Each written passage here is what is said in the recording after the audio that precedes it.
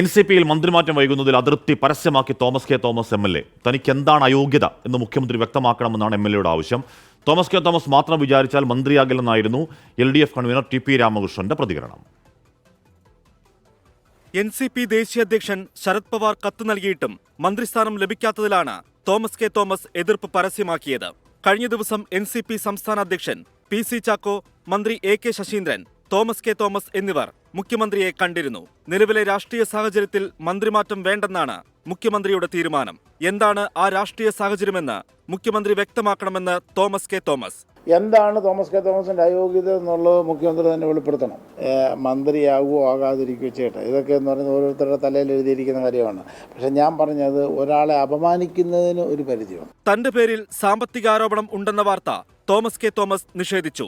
വാർത്തയ്ക്ക് പിന്നിൽ പാർട്ടിയിലെ തന്നെ ചിലർ പ്രവർത്തിച്ചിട്ടുണ്ടെന്നാണ് MLAയുടെ സംശയം. AK ശശീന്ദ്രൻ തന്നെ മന്ത്രിയായി തുടരാനാണ് മുഖ്യമന്ത്രിയുടെ താൽപര്യമെന്നും തോമസ് കെ തോമസിന് പരാതിയുണ്ട്. തോമസ് കെ തോമസ് മാത്രം വിചാരിച്ചാൽ മന്ത്രിയാകില്ലെന്നായിരുന്നു LDF കൺവീനർ TP രാമകൃഷ്ണന്റെ പ്രതികരണം. അദ്ദേഹം തീരുമാനിച്ചാൽ മന്ത്രിയാവില്ല.